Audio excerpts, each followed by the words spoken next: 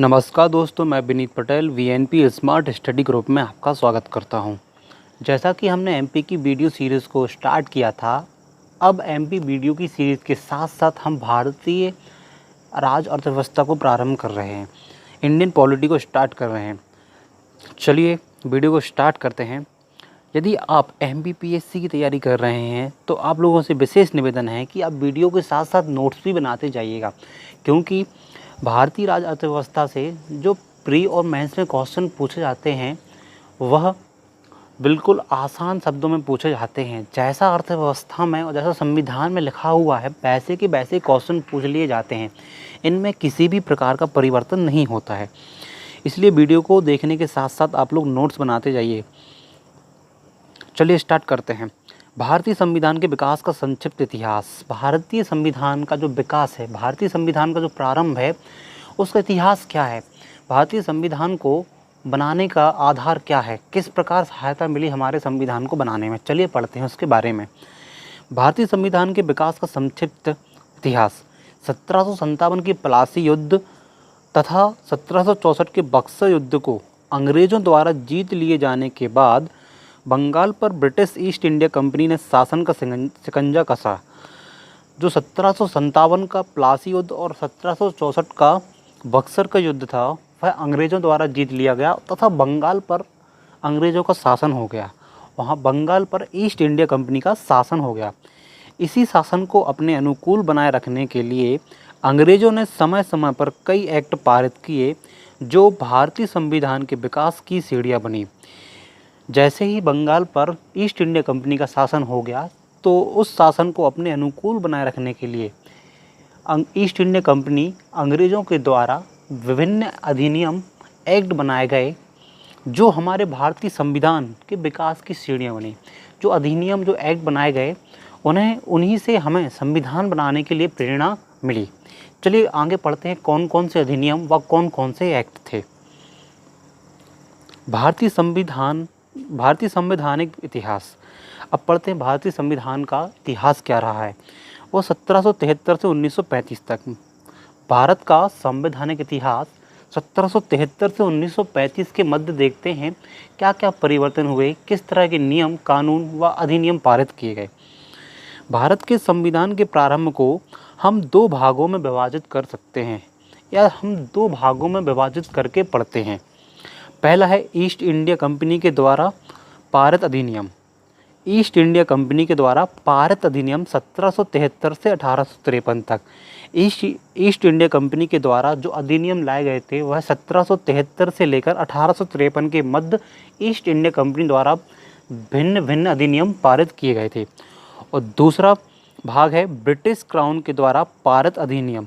जो ब्रिटिश सरकार है, ब्रिटिश क्राउन है, लंदन की जो ब्रिटिश क्राउन थी उसके द्वारा 1858 से 1935 के मध्य भिन्न भिन्न अधिनियम को पारित किया गया था।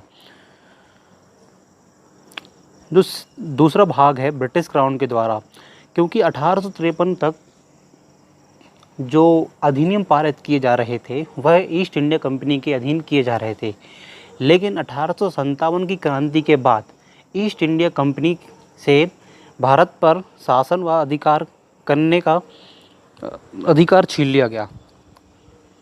चलिए ईस्ट इंडिया कंपनी के द्वारा अब देखते हैं ईस्ट इंडिया कंपनी के द्वारा किस प्रकार के अधिनियम को चलाया गया। ईस्ट इंडिया कंपनी के द्वारा भारत में व्यवस्थाओं को नियमित व सुचारू रूप से चलाने के लिए भिन्न भिन्न एक्ट पारित किए। जब 1773 से ईस्ट इंडिया कंपनी ने अपने नियमों और अधिनियमों को पारित किया तो देखते हैं कौन कौन से अधिनियम पारित किए, क्योंकि उस समय भारत में व्यवस्थाओं को नियमित व सुचारू रूप से चलाने के लिए विभिन्न नियमों व अधिनियमों का होना अति आवश्यक था। चलिए 1773 में पहला एक्ट आया था रेगुलेटिंग एक्ट। पहला एक्ट था रेगुलेटिंग एक्ट 1773। दूसरा act of settlement 1781, Pitt's India act 1784 और चार्टर अधिनियम 1793, चार्टर अधिनियम 1813, चार्टर अधिनियम 1833 और साथ था चार्टर अधिनियम 1853। जो चार्टर अधिनियम आए थे वो 1793 से स्टार्ट हुए थे और चार्टर अधिनियम प्रत्येक 20 वर्ष के अंतराल से आए थे। 4 चार्टर अधिनियम आए थे 1793 से, और चारों 20-20 साल के अंतराल के बाद आए थे। तो आप देख सकते हैं चारों में 20-20 साल का अंतर है। 1793 पहला, दूसरा चार्टर अधिनियम 1813, तीसरा चार्टर अधिनियम 1833 और चौथा चार्टर अधिनियम था 1853। ये समस्त एक्ट ईस्ट इंडिया कंपनी द्वारा पारित किए गए थे। और दूसरा भाग आता है ब्रिटिश क्राउन के द्वारा। जैसे ही 1857 की क्रांति समाप्त होने के बाद भारत पर जो अधिकार था वह ब्रिटिश क्राउन के पास पहुंच गया था। तो ब्रिटिश क्राउन ने भी भारत में व्यवस्थाओं को सुचारू रूप से चलाने के लिए भिन्न भिन्न अधिनियमों, एक्टों को पारित किया। चलिए देखते हैं कौन कौन से हैं। पहला है भारत शासन अधिनियम 1858, दूसरा भारत परिषद अधिनियम 1861, तीसरा भारत परिषद अधिनियम 1892, चौथा भारत परिषद अधिनियम 1909। इसे मार्ले मिंटो सुधार अधिनियम भी कहा जाता है। जो भारत परिषद अधिनियम था 1909, इसे मार्ले मिंटो सुधार भी कहा जाता है। फिर पांचवा था भारत शासन अधिनियम 1919। इस अधिनियम को मांटेग्यू चेम्सफोर्ड सुधार अधिनियम भी कहा जाता है। और छठवां था भारत शासन अधिनियम 1935। ये सभी एक्ट ब्रिटिश क्राउन के तहत पारित किए गए थे। चलिए अब विस्तार से एक एक अधिनियम को देखते हैं, क्या क्या महत्वपूर्ण बातें इन अधिनियम में कही गई थी। इन अधिनियम व नियमों के द्वारा हमारे भारत में संविधान के निर्माण के लिए एक मार्ग प्रशस्त हुआ, जो संविधान के निर्माण के लिए एक आधार बना। जिस तरह ये अधिनियम आते गए, उस प्रकार हमारे लिए संविधान बनाने के लिए नए नए मार्ग, नए नए सुझाव मिलते रहे। चलिए देखते हैं। सबसे पहले देखते हैं ईस्ट इंडिया कंपनी के द्वारा पारित अधिनियम। सबसे पहले हम देखेंगे ईस्ट इंडिया कंपनी के द्वारा पारित कौन कौन से अधिनियम थे और उनके द्वारा हमें किन किन बातों का ज्ञान हुआ। पहला एक्ट पढ़ते हैं। पहला एक्ट देखा था हमने 1773। जो ईस्ट इंडिया कंपनी के एक्ट आए थे वह 1773 से लेके 1853 के मध्य आए थे। ठीक है, तो पहला एक्ट था 1773 ईस्वी का रेगुलेटिंग एक्ट। पहला एक्ट आया था 1773 में, रेगुलेटिंग एक्ट। इस एक्ट के अंतर्गत कलकत्ता प्रेसिडेंसी में एक ऐसी सरकार स्थापित की गई जिसमें गवर्नर जनरल और उसकी परिषद के 4 सदस्य थे, जो अपनी सत्ता का उपयोग संयुक्त रूप से करते थे। और इसकी मुख्य बातें इस प्रकार है। क्या पहली बात क्या थी कि इस एक्ट के अंतर्गत कलकत्ता प्रेसिडेंसी में एक ऐसी सरकार स्थापित की गई जिसमें गवर्नर जनरल और उसकी परिषद थी और जिसमें 4 सदस्य थे। चलिए इसकी प्रमुख बातें क्या थी। 1773 का रेगुलेटिंग एक्ट की मुख्य बातें। पहला, इसके द्वारा पहली बार कंपनी के प्रशासनिक और राजनीतिक कार्यों को मान्यता मिली। जो रेगुलेटिंग एक्ट आया था, इसके द्वारा पहली बार कंपनी के प्रशासनिक और राजनीतिक कार्यों को मान्यता मिली। दूसरा पॉइंट, इसके द्वारा केंद्रीय प्रशासन की नींव रखी गई। रेगुलेटिंग एक्ट के तहत ही केंद्रीय प्रशासन की नींव रखी गई थी। अभी तक शासन ऐसे चला जा रहा था, लेकिन जब से यह एक्ट आया तो पूरे प्रशासन को केंद्रीय प्रशासन की नींव रखी गई। ठीक है, फिर केंद्र से ही प्रशासन चलने लगा। चलिए, फिर भारत में ईस्ट इंडिया कंपनी के कार्यों को नियमित और नियंत्रित करने की दिशा में ब्रिटिश सरकार द्वारा उठाया गया यह पहला कदम था। जो 1773 में रेगुलेटिंग एक्ट आया था, वह ईस्ट इंडिया कंपनी के कार्यों को नियमित और नियंत्रित करने की दिशा में ब्रिटिश सरकार द्वारा उठाया गया पहला कदम था। यह पहला एक्ट था रेगुलेटिंग एक्ट 1773। चलिए आगे देखते हैं। जो 1773 रेगुलेटिंग एक्ट आया था, अब देखते हैं उसमें क्या क्या महत्वपूर्ण बातें थी। उस अधिनियम में कौन कौन सी प्रमुख बातें कही गई थी भारत पर शासन करने के लिए, शासन चलाने के लिए। पहली बात क्या थी उसमें, कंपनी के शासन पर संसदीय नियंत्रण स्थापित किया गया। जैसे ही रेगुलेटिंग एक्ट आया तो कंपनी के शासन पर संसदीय नियंत्रण स्थापित किया गया। दूसरा, बंगाल के गवर्नर को गवर्नर जनरल बना दिया गया।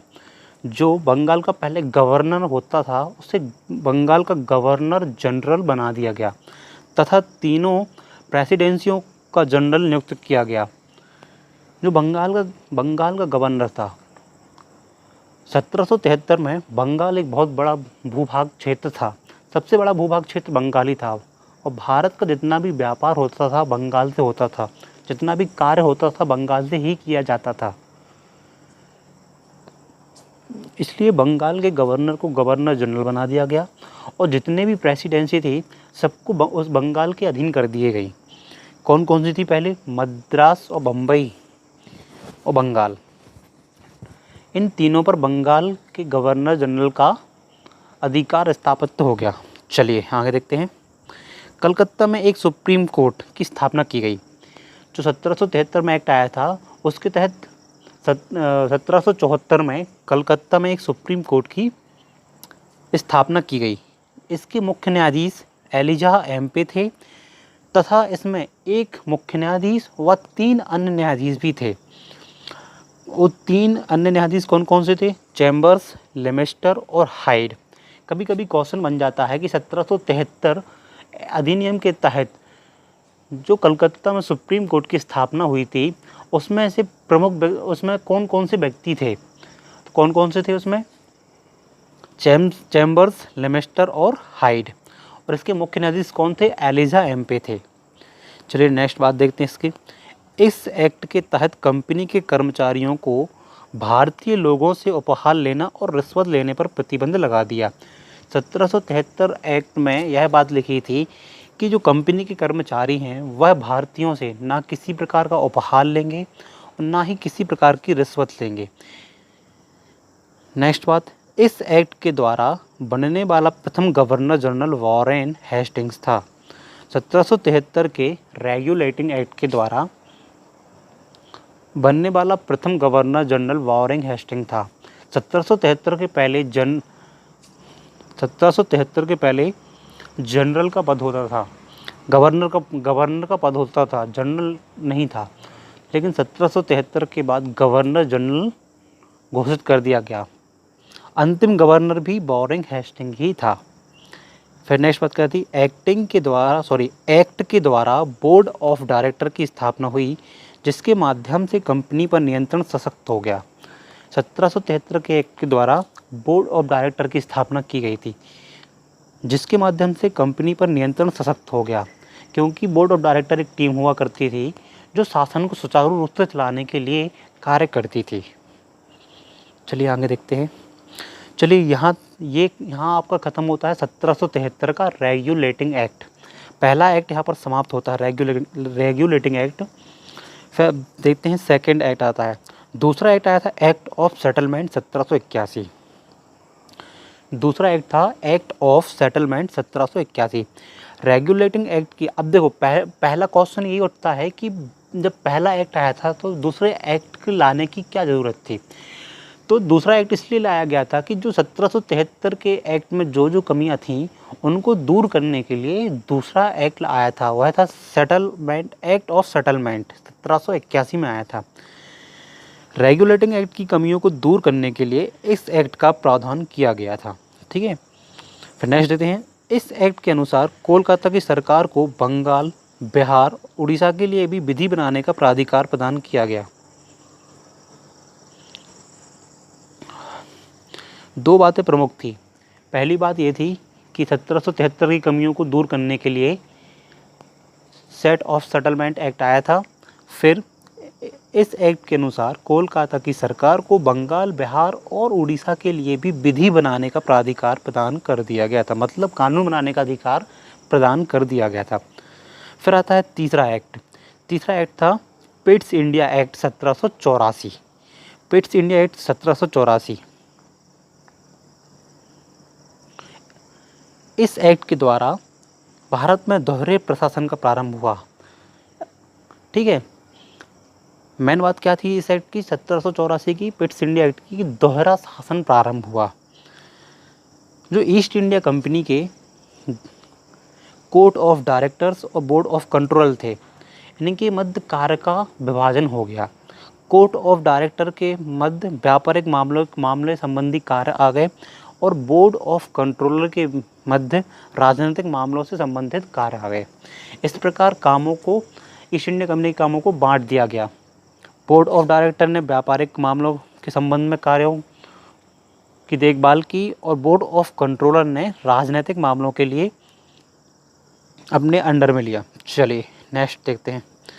कभी कभी क्वेश्चन बनता है कि दोहरे शासन का प्रावधान किस एक्ट से आया था, तो वह था 1784 एक्ट, पिट्स इंडिया एक्ट के माध्यम से दोहरा शासन प्रारंभ हुआ था। चलिए फिर आता है एक्ट 1793 ईस्वी का चार्टर अधिनियम। 1793 से चार्टर अधिनियम आने का प्रारंभ हो गया था। चलिए 1793 के चार्टर अधिनियम के द्वारा, इस एक्ट के द्वारा वेतन के भुगतान की व्यवस्था की गई थी। चार्टर अधिनियम के द्वारा वेतन के भुगतान की व्यवस्था की गई थी तथा कंपनी के अधिकार पत्र को 20 वर्षों के लिए बढ़ा दिया गया था।